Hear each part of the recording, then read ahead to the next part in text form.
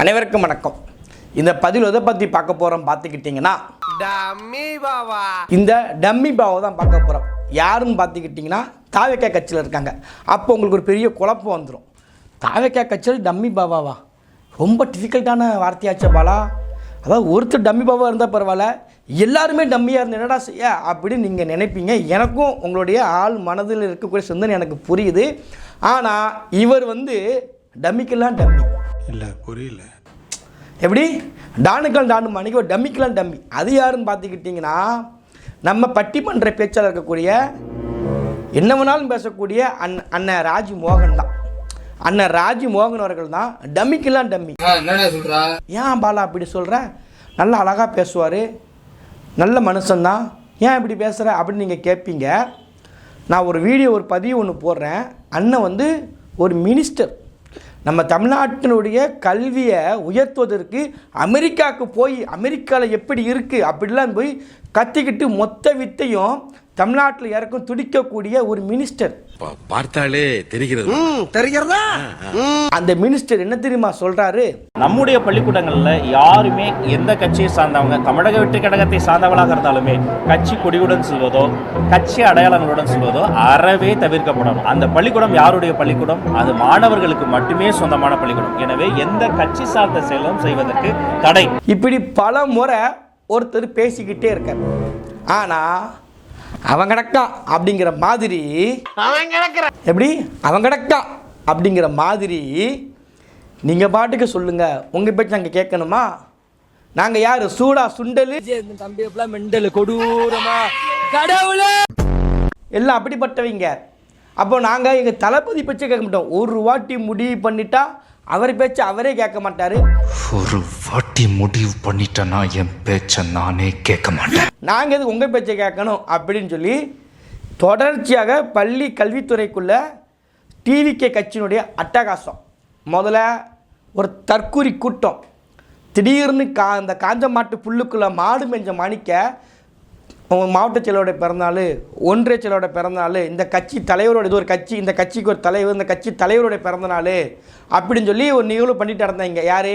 சரி, இவங்களுக்கு ஒரு ஒன்றிய செயலர், இவங்களுக்கு இவ்வளோ தான் அறிவு இருக்கும், ஏன்னா அவ்வளோதான் தாய் கட்சியில் இருக்காங்க, அவ்வளோதான் அறிவு இருக்கும் அப்படி நம்ம நினச்சிக்கிட்டு, சரி ரைட்டு கட்சியில் உள்ளவங்க அப்படி தான் கொஞ்சம் ஆரவாரமாக இருப்பாங்க, பிரச்சனைலாம் நினச்சா இன்னொருத்தங்க இருக்கிறாங்க, ஒரு படிக்கு மேலே போவாங்க. அவங்க யாருன்னா இதுக்கெல்லாம் தாண்டவங்க. அதாவது போட்டியே ரெண்டு பேருக்கு தான்.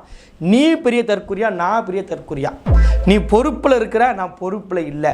நீ அடிப்படை உறுப்பினர், நான் பெரிய மாவட்ட செயலாளர் இருப்பேன், ஒன்றிய செயலாளர் இருப்பேன், அதை தாண்டி அமைச்சராக இருப்பேன். இவங்களுக்குள்ள தான் பெரிய போட்டியே. யார் பெரிய தற்குறி அடித்து பார்ப்போம் வாங்கங்கிறது தான் பெரிய போட்டி. அதில் நம்ம ட்ரோன் மினிஸ்டர் இருக்கார் தெரியுமா? யார்? விஜய்க்கெலாம் டஃப் கொடுப்பார். ட்ரோன் மினிஸ்டர் நம்ம பிரபு. அந்த பிரபு அவர்கள் காரைக்குடியில் ஒரு பள்ளிக்கு ஆய்வுக்கு போகிறார். நல்லா கற்றுக்கணும், நோட் பண்ணிக்கோங்க. தாவேக்கா கட்சிக்குள்ளே ராஜி மோகனை எவ்வளோ அவமானப்படுத்துகிறாங்கிறது நான் போகப்போ தெளிவாக சொல்கிறேன். ஆய்வுக்கு ஒரு போயிட்டார். ஏன்னா ஆய்வுக்கு இவங்க பள்ளிக்கூடத்துக்கு தான் போவாங்க. அவர் துறை சார்ந்த கல்விமரத்துறைக்கு போக மாட்டார். அங்கே போனால் வேலை பார்க்கணும்ல. இது ஒரே வீடியோவை போயிடும். அதான் ட்ரோனை கூப்பிடணும், எடிட்டர் கூப்பிடணும், ஆள் செலவு அதிகமாகுது. இதில் பிரச்சனை கிடையாது, ஒரு செல்லை வச்சு எடுத்து முடிச்சுட்டு போயிடலாம். அதனால் அண்ணன் ரீல்ஸ் போனோம். எங்கே போனால் வாங்க பள்ளிக்கூடத்துக்கு போகணும்னு சொல்லி பள்ளிக்கூடத்துக்கு போயாச்சு. அங்கே போயிட்டு என்ன நடக்குதுன்னா,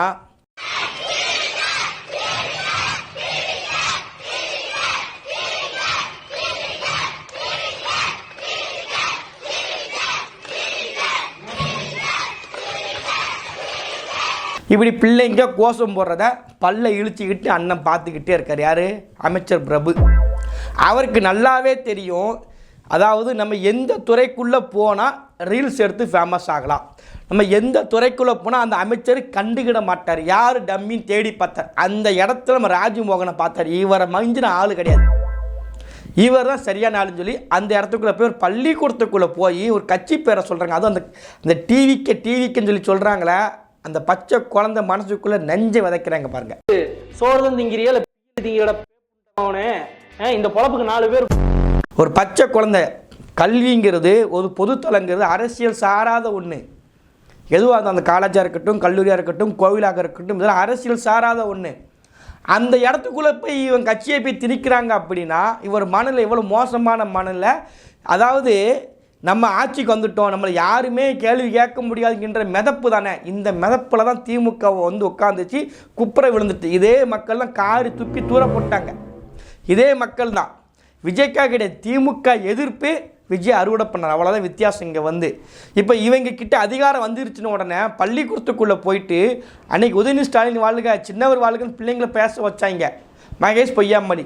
இன்றைக்கி இவர் கட்சிக்குள்ளே, அதாவது பள்ளிக்கூடத்துக்குள்ளே போய் கட்சி பேரை சொல்லி கோஷம் போட அவருக்கு அவ்வளோ சந்தோஷமாக இருக்குது. அவர் துறை சார்ந்த நிகழ்வுக்குள்ளே போவாருன்னா அங்கே போக மாட்டாங்க, அங்கே வேலை பார்க்கணும்ல. அங்கே போய் வேலை பார்க்கணும், ட்ரோனை பறக்க ஓடணும், எடிட்டருக்கு ஆளை கேட்க சேதனம். இது அப்படி கிடையாது, மொத்தத்தில் தூக்கி எடுத்து போட்டலாம். ஒட்டு மொத்தமாக அங்கே பேசிக்கிட்டு இருக்கான் ஏதோ ஒரு தற்கூரி பையன் அப்படி தூக்கி வச்சுக்கிட்டு மைக்கு தூக்கி கம்னிட்டிகிட்டு இருக்கார். நீ உன் வீட்டில் போய் பண்ணுப்பா, உன் பொண்டாட்டிக்கு போய் கத்த வை. யார் கேட்க போகிறோம்? உன் பொண்டாட்டி கத்து, உன் பத்த பிள்ளையை கத்த வை. உன்னை யாரும் கேட்க மாட்டாங்களே. நீ கற்று மைக்கில் போட்டு கற்று. இந்த டிவிக்கு கட்சிக்காரங்க குடும்பத்தோடு ரீல்ஸ் போடுறாங்களா, பக்கத்தில் பச்சை பிள்ளையை உட்கார வச்சுக்கிட்டு பச்சை பிள்ளையும் பேசுவது 100 கட்டு 100 கட்டு பண்ணுறாங்க. அப்படி பண்ண வேண்டிய யார் கேட்க போகிறா? அது உன் கட்சி பிடிச்சிருக்கு, நீ பிடிச்சிருக்கு, உன் தலைவனை பிடிச்சின்னு சொல்லிட்டு போயிடலாம். சம்மந்தமே இல்லாமல் பள்ளிக்கூடத்துக்குள்ளே போய் நீ கத்த விட்றீங்கன்னா இதெல்லாம் வந்து அதிகார திமிரு. நம்ம யார் என்ன பண்ண முடியும்?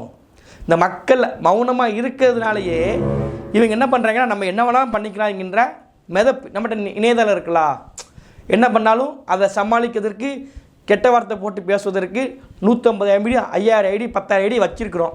யார் பேச கெட்ட வார்த்தை போட்டு பேசுறதுக்குன்னு ஒரு டீம் உருவாக்கி வச்சுருக்கோம். ஒருத்தனுக்கும் அவன் ஃபோட்டோ இருக்காது, எல்லாம் பரதேசி பசங்க, நேரடியாக பேச துப்பு இருக்காது.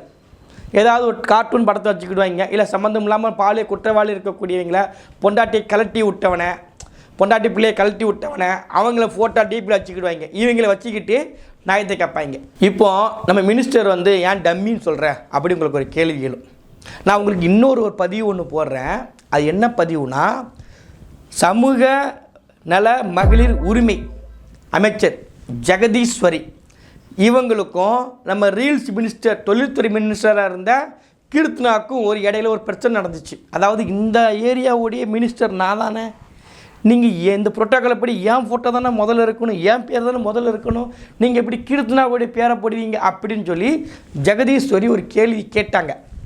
அந்த கேள்வி கேட்டதுக்கு அப்புறம் இந்த தொழில்துறை அமைச்சருக்கு கூட ரீல்ஸ் போடுவாங்களா, பிரபுக்கே டஃப் கொடுப்பாங்களா, அந்த கீர்த்தனா அவர்கள் வந்து அதுக்கு பிறகு ஜெகதீஸ்வரி கிட்ட சீண்டவே இல்லை.